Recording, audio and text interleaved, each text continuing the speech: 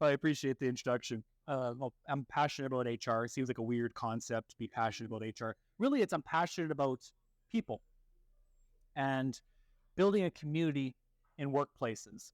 Now, one of the hardest parts to do when building a team is the recruitment process. So today I want to talk about keeping talent interested, streamlining the application process. So a survey of over 500 businesses was conducted, and they determined that the average cost to replace an employee that leaves a company is $35,000 for just one person to replace them. 15% of Canadian companies had a cost of over $100,000 in 2022 due to the employee turnover for same reasons. They just had multiple and added up to $100,000. So this cost is made up of the hiring cost and the loss of productivity. Now, those numbers are averages. Some companies have a lower cost and some have a much higher cost. And the higher cost comes from a company's poorly executed hiring practice. Now, a study was done with PwC, one of the top 4 accounting firms in the world. They did a study on the recruitment process, and they determined that 49% of candidates will actually turn down an offer because of a disorganized hiring process. Even though the company is great, if it's unorganized, they will just turn it down. They'll walk away. So what do you think when you hear the term disorganized hiring process? What do you think about that? Miscommunication, slow to respond? Yeah, poor interview skills for sure. Yeah, the time between the application and the response from the employer. Like you apply for it and then 1 month later you hear something back about an interview and whatnot. How many interviews it takes for the company to make a decision. I've heard horror stories of people like, okay, we want to bring it back for another interview. Thank you. We want to bring it back for another interview. Thank you. And by the time you reach 6, you're like, I'm burnt out. I took 6 days off of work to come here. This is not okay. And not knowing what to ask or being unprofessional during the interview. So you guys are right on the money. So being unprofessional, so it's basically like, I'm going to ask you about this, or I'm going to ask you this question because I feel like it. There's no consistency amongst candidates. How do you really weigh the qualifications of each candidate when you're asking something different every time? Now, what can you do as a business owner to minimize the cost and maximize your chances of landing the best candidate to help you excel in your business? So very important first step. Go for a coffee with your friendly neighborhood HR guy for Strategize. Okay. After the first step, define what you want this role to do in your business and make a list, write it down. That's your job description. We want this role to do this. Write it all down, map it out.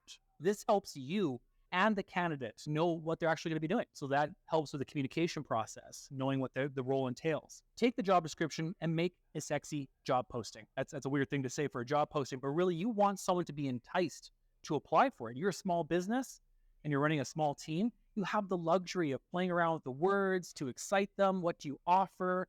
Things you do for the community, the social responsibility, the learning opportunities for this individual. Gone are the days where a candidate is looking just for the compensation, the financial compensation piece of things. They're looking for that broader picture of what they can do for the work-life balance, personal development, things like that. So we really want to showcase that in those job postings. So then you want to take that job posting, that sexy job posting, and you want to post the job on Indeed or other job boards that you planned out while strategizing the process.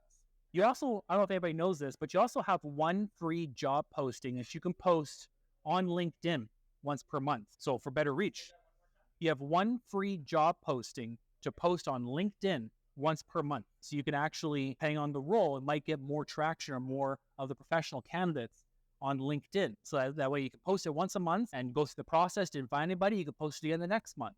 Or if your team's growing, one by one. So you don't have to pay a large amount of fees to post on LinkedIn and still get the great exposure. And then once the job's posted, share it on social media. You built your network. You built of people who are trusting your brand. You want them to share the word to people who would fit that brand, who would fit the company.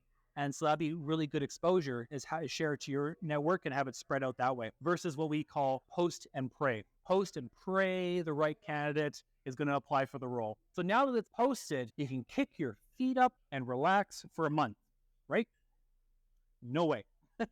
You want to be checking that post multiple times per week and declining those that don't meet your requirements, getting back to them in a timely manner, and actioning the ones that do. So you want to make those phone calls and phone screen them to see if they are the right fit while they still remember applying for your job, not a month later.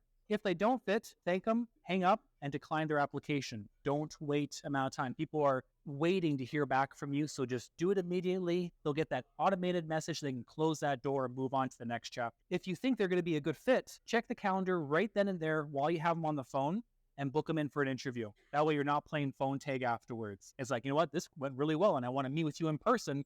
Book it right then and there. Don't wait. You'll delay the process just by chasing them down for that interview date. Once you're in the interview, dedicate time, uninterrupted, cell phone in your pocket, don't have it on the table, to meet with them and go over pre-planned interview questions, a standardized list of interview questions that you ask every candidate to see if they meet the requirements. Tell them a timeline when you're going to get back to them after the interview and stick to it. If by your self-imposed deadline, you're not ready to give the offer, it wasn't true love, okay? I'm saying these silly terms to make you remember it's not true love, and say you moved in a different direction because you have. It's not the right fit. I don't feel passionate enough to make that decision. So move on, close that so they can move on with their lives. If it is true love, professionally, of course, then call your HR guy and build an offer letter. Don't wait until your deadline. If you know right away after the interview the next day, call me up. We'll build the offer letter and distribute it right away. And it's just a win for them. Then call the candidate with the offer letter in hand and verbally give them the good news and have them come in and sign. Ideally, you could have the role filled within 2 weeks if the right person applied for it, but you don't have to wait a certain amount of time posting a job and getting the offer. It's not like a government job. You're not saying this posting closes the end of the month. You don't have a time frame. If you find the person right away in the first 2 weeks, sign them on. You don't need to meet anybody else to sign them on. Don't keep waiting for maybe there's better, maybe there's better. If you see yourself and it's true love professionally, you can meet with them, sign them on right away. If it seems like a lot, then enlist the help of your HR guy. Take on some or all of the burden, and just so all you have to do is meet with 3 to 5 candidates instead of going through all those steps. It seems like a lot, but it's worth it. It's a lot easier being on this side of the interview table, though. Does anybody remember being on the opposite side as a candidate in the interview table and what that was like? The hoops you had to jump through, the waiting, the panicking of, am I going to get this job? I really want this job. So I laughed a little bit actually this week because I myself received a rejection letter or an email from a company I applied for over a year and a half ago. A year and a half ago. No, I'm like, are you kidding me? I'm like, are you kidding me? That I had to laugh. I had to share that because it happens all the time. But when you roll out the red carpet treatment for the candidate and you move fast and you're organized, the candidates see that. And that's added to the many reasons why they should work. Roll out that red carpet. Gone are the days where the employers have all the power. The employees or the candidates are now looking for if they meet all of the criteria they're looking for, and they're selecting from job to job. So yes, you'll get a lot of applicants on your job posting, especially nowadays right now when it's kind of an employer's market.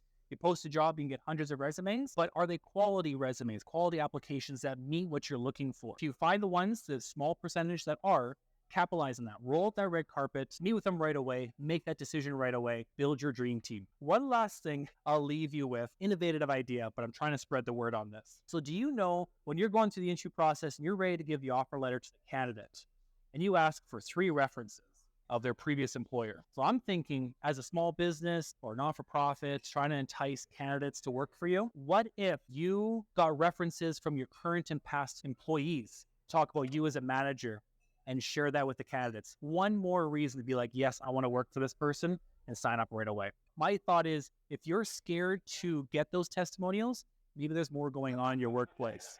Maybe there's some things to solve. So if you say to me, oh, hold on, it's like, well, let's talk about this. That's all I have for today. So thank you so much. Any questions?